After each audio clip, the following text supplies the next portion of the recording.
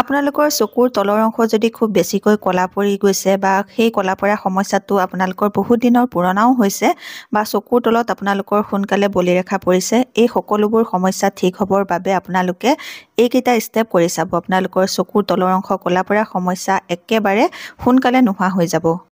হাই friends, আপোনালোক সকলোকে মোৰ অসমীয়া হাউচ ৱাইফ চেনেলৰ নতুন এটা ভিডিঅ'ৰ মাজলৈ স্বাগতম জনাইছোঁ। ডাৰ্ক সাৰ্কুল মানে আমাৰ চকুৰ তলৰ অংশ কলা পৰা সমস্যা। এই সমস্যাটো দূৰ কৰিবলৈ আজি মই আপোনালোকলৈ লৈ আহিছোঁ খুব বঢ়িয়া আৰু সহজ কেইটামান ঘৰুৱা উপায়। যদি আপোনাৰো চকুৰ তলৰ অংশ কলা পৰিছে তেতিয়াহ'লে এই উপায় কেইটা কৰি আপোনালোকে আপোনালোকৰ চকুৰ তলৰ অংশ কলা পৰা সমস্যা বা ডাৰ্ক সাৰ্কুলৰ সমস্যাটো দূৰ কৰিব পাৰে। এতিয়া মই ভিডিঅ'টোৰ প্ৰথমতে আপোনালোকক ডাৰ্ক সাৰ্কুল কি কাৰণে হ'ব পাৰে আৰু কি ঘৰুৱাভাৱে উপায় কৰিলে আপোনালোকৰ ডাৰ্ক সাৰ্কুলৰ সমস্যা দূৰ হ'ব সেইটো কৈ ল'ম। ভিডিঅ'টোৰ একেবাৰে শেষত আপোনালোকক ডাৰ্ক সাৰ্কুল দূৰ কৰাৰ কাৰণে খুব বঢ়িয়া এটা হোম ৰেমেডি তৈয়াৰ কৰি দেখুৱাম। আপোনালোকে সেই হোম ৰেমেডিটো লগাইও আপোনালোকৰ চকুৰ তলৰ অংশ কলা পৰা সমস্যা দূৰ কৰিব পাৰিব। তে প্ৰথমতে জানো আহক ডাৰ্ক সাৰ্কুল হোৱাৰ কাৰণ কি। তেতিয়াহে আপোনালোকে সেই কাৰণটোৰ ওপৰত যেতিয়া কাম কৰিব তেতিয়া আপোনালোকৰ এই ডাৰ্ক সাৰ্কুলৰ সমস্যাটো ঠিক কৰিব পাৰিব। এতিয়া ভিডিঅ'টো ষ্টাৰ্ট কৰিম। ভিডিঅ'টো ষ্টাৰ্ট কৰাৰ আগতে আপোনালোকলৈ এটা ৰিকুৱেষ্ট আছে, যদি আপোনালোকে ভিডিঅ'টো ভাল পায় ভিডিঅ'টোত এটা লাইক কৰিব, মোৰ চেনেলটো আপোনালোকে ছাবস্ক্ৰাইব কৰি ল'ব, ওচৰতে থকা বেল আইকনটো প্ৰেছ কৰি দিব। তেতিয়া মোৰ আহিবলগীয়া সকলোবোৰ ভিডিঅ' নটিফিকেশ্যন আপোনালোকলৈ সোনকালে যাব আৰু আপোনালোকে সোনকালে মোৰ ভিডিঅ'বোৰ চাবলৈ পাব। এতিয়া মই ডাৰ্ক সাৰ্কুল কি কাৰণে হ'ব পাৰে তাৰ কেইটামান কাৰণ ক'ম। তাৰ মেইন কাৰণটো হৈছে টোপনি কমকৈ মৰা, দেৰিলৈকে সাৰে থকা। ডাৰ্ক সাৰ্কুলটো দূৰ কৰিবলৈ হ'লে আপোনালোকে প্ৰথমেই টোপনিটো পূৰা কৰিব লাগিব। দিনে 7 পৰা 8 ঘণ্টাকৈ আপোনালোকে টোপনি মাৰিব, ৰাতি সোনকালে শুব আৰু ৰাতিপুৱা সোনকালে উঠিব। লেপটপ বা মোবাইলটো আপোনালোকে বেছি সময়ৰ কাৰণে চাই থাকিলেও আপোনালোকৰ ডাৰ্ক সাৰ্কুল হ'ব পাৰে। সেইকাৰণে যেতিয়া আপোনালোকে লেপটপ বা মোবাইলটো চাই তেতিয়া আপোনালোকে আপোনালোকৰ লেপটপ আৰু মোবাইলৰ স্ক্ৰীনটো নাইট মোডত কৰি ল'ব। ইয়াৰ পাছৰ কাৰণটো হ'ব পাৰে জোখতকৈ অধিক যদি আমি চিন্তা কৰোঁ, বেছি আমি টেনশ্যনত যদি থাকোঁ তেতিয়াও আমাৰ ডাৰ্ক সাৰ্কুল হ'ব পাৰে। ইয়াৰ পাছত আমাৰ দেহত যদি নিউট্ৰিশ্যন কম হয়, আইৰণ কম হয়, ভিটামিন A, C, K আৰু E এইকেইটা ভিটামিন যদি কম হয় তেতিয়াহ'লে আমাৰ চকুৰ কাষত ডাৰ্ক সাৰ্কুল হ'ব পাৰে। ইয়াৰ পাছত আৰু এটা কাৰণ হ'ব পাৰে, ৰ'দৰ তাপত যদি আমি বহুত সময়ৰ কাৰণে থাকিবলগীয়া হয় বা বহুত সময় থাকি যাওঁ তেতিয়াহ'লে ৰ'দৰ যিটো UVB কিৰণ সেই কিৰণটোৰ কাৰণেও আমাৰ চকুৰ কাষত ডাৰ্ক সাৰ্কুল হ'ব পাৰে। এতিয়া মই আপোনালোকক ক'ম ডাৰ্ক সাৰ্কুল ভাল কৰাৰ উপায়। এই ডাৰ্ক সাৰ্কুলটো ভাল কৰিবলৈ হ'লে প্ৰথম উপায়টোৱেই হৈছে আপোনালোকে টোপনি ভালকৈ মাৰিব, দিনে 7-8 ঘণ্টাকৈ শুবলৈ চেষ্টা কৰিব, ৰাতি সোনকালে শুব, ৰাতিপুৱা সোনকালে উঠিব আৰু ৰাতি বেছি দেৰিলৈকৈ সাৰে নাথাকিব। ইয়াৰ পাছত মই আপোনালোকক ক'ম যে আপোনালোকে ভাল ভিটামিনযুক্ত খাদ্য খাব আৰু আপোনালোকে জাংক ফুড কমাই খাব। আপোনালোকে যিমান পাৰে পানী বেছিকৈ খাব আৰু ৰ'দলৈ ওলালে ছানস্ক্ৰীন লগাই পেলাই আপোনালোকে ৰ'দলৈ ওলাব। এতিয়া মই আপোনালোকক ডাৰ্ক সাৰ্কুল দূৰ কৰিবলৈ, চকুৰ তলৰ অংশ কলা পৰা সমস্যা দূৰ কৰিবলৈ খুব বঢ়িয়া এটা উপায় কৈছোঁ। আপোনালোকে সেইটো কৰি চাব। সেইটো কৰিলে আপোনালোকৰ ডাৰ্ক সাৰ্কুল কম কৰিবলৈ 100% সহায় হ'ব। আপোনালোকে সেইটো কৰিবলৈ হ'লে ৰাতিপুৱা বিচনাতে কৰিব লাগিব। শুৱাৰ পৰা উঠি আপোনালোকে বিচনাত বহি ল'ব আৰু তেতিয়া আপোনালোকে আপোনালোকৰ বাহী খেপ মানে বাহী থু যিটো, সেই থুটো আঙুলিত সানিব, সানি চকুৰ কাষত লগাব। লগাই পেলাই আপোনালোকে লাহে লাহে আপোনালোকে সেই থুটোৰে বাহী খেপটোৰে মাছাজ কৰিব। এনেকৈ 2টা চকু আপোনালোকে মাছাজ কৰিব, লাহে লাহে কৰিব, বেছি প্ৰেছাৰ নিদিব। বাহী খেপটো লগাই লোৱাৰ পাছত আপোনালোকে আধা ঘণ্টালৈ থাকিবলৈ দিব। আধা ঘণ্টাৰ পাছতহে আপোনালোকে চকুৰ কাষটো ধুই দিব। এনেকৈ আপোনালোকে 1 মাহ ৰেগুলাৰ কৰি চাওক, আপোনালোকৰ চকুৰ তলৰ অংশ কলা পৰা ডাৰ্ক সাৰ্কুলৰ সমস্যা ঠিক হৈ যাব। শৰীৰটো আপোনালোকে ডিহাইড্ৰেশ্যন হ'বলৈ নিদিব। শৰীৰটো সদায় হাইড্ৰেট কৰি ৰাখিব। সদায় 8 পৰা 10 গিলাচকৈ পানী খাব, দেখিব আপোনালোকৰ এই সমস্যা দূৰ হ'বলৈ সহায় হ'ব।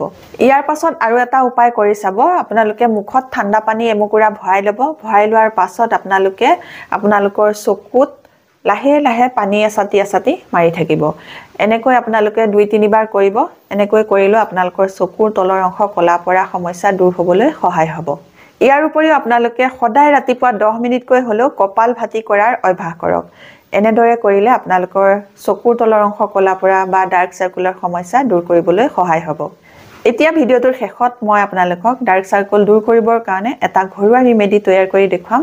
এই ৰেমেডিটো কেনেকৈ তৈয়াৰ কৰোঁ চাওঁ বলক। এতিয়া মই আপোনালোকক এই ৰেমেডিটো তৈয়াৰ কৰি দেখুৱাম, যিটো ৰেমেডি আপোনালোকৰ চকুৰ তলৰ অংশ ক'লা পৰা সমস্যা দূৰ কৰিবলৈ সহায় কৰিব। তাৰ কাৰণে মই লৈছোঁ এয়া কফি আপোনালোকৰ ঘৰত যদি এনেকুৱা বটল নাথাকে, কফিৰ পেকেট এটা কিনি আনি আপোনালোকে এচামুচৰ জোখাৰে কফি লৈ ল'ব। আৰু সেই কফিৰ লগত এতিয়া মই মিক্স কৰিম এয়া কস্তুৰী হালধি। আপোনালোকৰ ঘৰত যদি কস্তুৰী হালধিও নাথাকে তেতিয়াহ'লে আপোনালোকে কস্তুৰী হালধি ঠাইত আমি পাকঘৰত যিটো হালধি খাওঁ তাৰ পৰা অকণমান লৈ ল'ব। মই এয়া কস্তুৰী হালধি লৈছোঁ বাবে অকণমান বেছিকৈ লৈছোঁ। এতিয়া মই ইয়াৰ লগতে মিক্স কৰিম এয়া এল'ভেৰা জেল। এল'ভেৰা জেলটো মই আধা চামুচতকৈ কম লৈছোঁ, অকণমান হ'লেই হ'ব, বেছি নালাগে। তাৰ পাছত গোটেইকেইটা বস্তু এয়া মই মিক্স কৰি লৈছোঁ। মিক্স কৰি লোৱাৰ পিছত খুব ধুনীয়া এটা পেষ্ট বনিছে। ইয়াৰ লগতে এতিয়া মই মিক্স কৰিম এয়া মৌৱে চকুৰ তলৰ অংশ ক'লা পৰা সমস্যা দূৰ কৰিবলৈও সহায় কৰিব। মৌৱে আমাৰ স্কিনখন ছফ্ট কৰিব, কোমল কৰিব। তাৰ কাৰণে মৌ দি লৈছোঁ আৰু আমাৰ স্কিনখন হাইড্ৰেট কৰিও ৰাখিব। এতিয়া তৈয়াৰ হৈ গ'ল এইটো ৰেমেডি। কেনেধৰণে কিমান সময় লগাব লাগে চাওঁ আহক। এতিয়া এই ৰেমেডিটো তৈয়াৰ হৈ গ'ল। এই ৰেমেডিটো আপোনালোকে সদায় ৰাতি শোৱাৰ আগত এনেকৈ চকুৰ কাষত লগাব। লাহে লাহে লগাই ল'ব। চকুৰ গোটেই ঘেৰটোতে আপোনালোকে এনেকৈ লগাব। চকুৰ মণিৰ ভিতৰলৈ নোসোমোৱাব দেই। লাহে লাহে চকুৰ ঘেৰটোত আপোনালোকে লগাব। ধ্যান ৰাখিব যাতে আপোনালোকৰ চকুৰ ভিতৰলৈ সোমাই নাযায়। লগাই লোৱাৰ পাছত আপোনালোকে লাহে লাহে এই ফিংগাৰটোৱে চকুৰ কাষত এনেকৈ চাৰ্কুলাৰ মোচনত এনেকৈ মাছাজ কৰিব। চকুটো মুদি ল'ব, মুদি লোৱাৰ পাছত এনেকৈ মাছাজ কৰিব। এনেকৈ মাছাজ আপোনালোকে 2 পৰা 3 মিনিট লাহে লাহে কৰি থাকিব।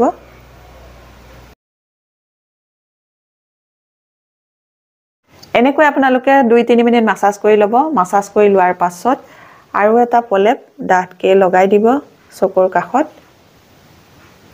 গোটেই ঘেৰটোতে লগাব। মই লগোৱাৰ ধৰণে আপোনালোকে চকুৰ কাষত চকুৰ মণিৰ ভিতৰত নোসোমোৱাকৈ ভালকৈ লাহে লাহে লগাব। আৰু আপোনালোকে মই কোৱা নিয়মকেইটাও কৰিব। দেখিব আপোনালোকৰ চকুৰ তলৰ অংশ ক'লা পৰা সমস্যা এমাহৰ ভিতৰতে একেবাৰে নোহোৱা হৈ যাব। এনেকৈ 2 নম্বৰ প্ৰলেপটো আপোনালোকে লগাই ল'ব। লগাই লোৱাৰ পাছত আপোনালোকে 20 মিনিটলৈ ৰাখিব। 20 মিনিটৰ পাছত আপোনালোকে ঠাণ্ডা পানীৰে ধুই পেলাব। এনেকৈ আপোনালোকে এই ৰেমেডিটো লগাব। আৰু এই ৰেমেডিটো আপোনালোকে সপ্তাহত 3 পৰা 4 দিন লগাব, ৰাতি শোৱাৰ আগত লগাব।